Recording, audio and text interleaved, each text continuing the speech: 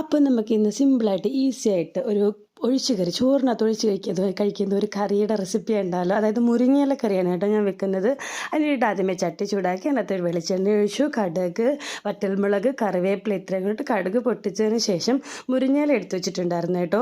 അതിനെ നന്നായിട്ടൊന്ന് വഴറ്റി അതിനകത്തോട്ട് നമുക്ക് കൂട്ടും കൂടെ ചേർത്ത് ഉണ്ടാക്കാൻ പറ്റുന്ന ഈസി ആൻഡ് സിമ്പിളായിട്ടുള്ളൊരു സൂപ്പർ ടേസ്റ്റ് ആയിട്ടുള്ളൊരു കറിയാണ് കേട്ടോ ഇത്.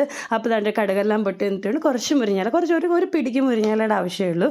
അതിനെ ഞാൻ അതിനകത്തോട്ടിട്ട് കഴുകി വൃത്തിയാക്കി മുരിങ്ങയിലായിരുന്നു. അതിനെ ഞാൻ അതിനകത്തോട്ടിട്ടു നന്നായിട്ട് ഇളക്കി എടുത്തൊന്ന് വഴണ്ട് വരുമ്പോഴത്തേനും ഇതിനകത്ത് കൂട്ട് ചേർക്കണം. കൂട്ടെന്ന് പറയുന്നത് നമ്മുടെ തേങ്ങയ്ക്കകത്തോട്ട് പിന്നെ ജീരകം, ചെറിയുള്ളി, പച്ചമുളക് ഇത്രയും കൂടിയിട്ട് മഞ്ഞൾപ്പൊടി ഇത്രയും കൂടി നന്നായിട്ട് പേസ്റ്റ് പരുവത്തിന് അരച്ചെടുത്തിട്ട് ഇതിനകത്തോട്ട് മിക്സ് ചെയ്താൽ മതി കേട്ടോ.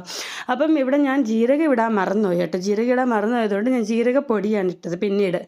അപ്പം അതാണ്ട് ഇവിടെ നമ്മുടെ കൂട്ട്. അപ്പം ഇത് നന്നായിട്ട് ഏകദേശം ആ ഇലയുണ്ടല്ലോ നമ്മുടെ മുരിങ്ങയില നന്നായിട്ട് വഴണ്ട് വരുന്ന സമയത്താണ് നമ്മൾ ഈ കൂട്ടിട്ടിട്ട് വെള്ളമൊക്കെ മിക്സ് ചെയ്ത് ആവശ്യത്തിന് ഉപ്പൊക്കെ ഇട്ടെടുക്കുന്ന ഈസി ആൻഡ് സിമ്പിളായിട്ടുള്ള ചോറിനകത്ത് ഒഴിച്ച് കഴിക്കുന്ന ഒരു ഒഴിച്ചുകറിയാനായിട്ട് മുരിങ്ങയില കറി എന്നൊക്കെയാണ് നമ്മുടെ നാട്ടിൽ പറയുന്നത്.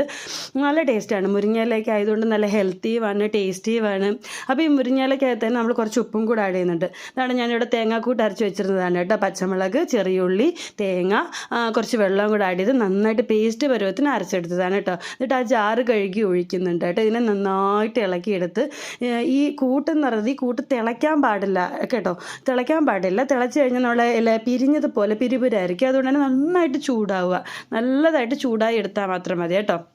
അങ്ങനെ ആവശ്യത്തിന് വെള്ളം കൂടി ഒഴിച്ച് കൂട്ട് മാത്രമാകുമ്പോഴത്തേനും ഭയങ്കര തിക്കായിട്ടിരിക്കും. കുറച്ച് വെള്ളം കൂടെ ആഡ് ചെയ്യണം. അപ്പം നമുക്ക് ചോറിനകത്ത് ഒഴിച്ച് കഴിക്കുന്ന രീതിയിൽ നല്ല ലൂസായിട്ടിരിക്കും കേട്ടോ. അപ്പോൾ അതാണ്ട് ഏകദേശം നമ്മുടെ കറിയൊക്കെ ഇവിടെ റെഡി ആയിട്ടുണ്ട്. ആവശ്യത്തിന് വെള്ളമൊക്കെ വെച്ച് ഞാൻ നന്നായിട്ട് ചൂടാക്കുന്നുണ്ട്. അപ്പോൾ ജീരകപ്പൊടിയാണ് ഇട്ടെടുക്കുന്നത്. ജീരകം അരച്ചാലും കുഴപ്പമില്ല. പക്ഷേ ജീരകം അരയ്ക്കാൻ ഞാൻ മറന്നു പോയതുകൊണ്ടാണ് ജീരകപ്പൊടി ഇടുന്നത്. പക്ഷേ ജീരകം അരയ്ക്കുന്നതാണ് കേട്ടോ അതിൻ്റെ ആ ജീരകത്തിൻ്റെ ഫ്ലേവറൊക്കെ കിട്ടുന്നത്. പൊടിയിട്ടാൽ കിട്ടും, എന്നാലും ജീരകം അരയ്ക്കുന്നതിൻ്റെ അത്രയും ടേസ്റ്റ് ആ ഒരു എന്താ പറയുക ജീരകത്തിൻ്റെ ഫ്ലേവർ കിട്ടത്തില്ല. അപ്പം നമ്മുടെ മുരിങ്ങയിലക്കറി ഇവിടെ റെഡി ആയിട്ടുണ്ട്. ഇത്രയേ ഉള്ളൂ. അത്രയ്ക്ക് സിമ്പിളായിട്ടുള്ളൊരു മുരിങ്ങയിലക്കറിയാണ്. ചോറിനകത്ത് നമുക്ക് പെട്ടെന്ന് ഉണ്ടാക്കാൻ പറ്റുന്ന ഒരു ഒഴിച്ചുകറിയാണ്. മുരിങ്ങയില കിട്ടുമ്പോൾ നമുക്ക് പെട്ടെന്ന് ഉണ്ടാക്കാൻ പറ്റുന്ന ഒരു ഒഴിച്ചുകറിയാണ് ചോറിനകത്ത്. നല്ല ടേസ്റ്റാണ്. എല്ലാവരും ഒന്ന് ട്രൈ ചെയ്ത് നോക്കണം കേട്ടോ. ഒരുവിധം എല്ലാവർക്കും അറിയാമായിരിക്കും. അറിയാത്തവരാണെങ്കിൽ ഒന്ന് ട്രൈ ചെയ്ത് നോക്കാം. നമ്മുടെ മുരിങ്ങയിലക്കറി ഇവിടെ റെഡി ആയിട്ടുണ്ട്.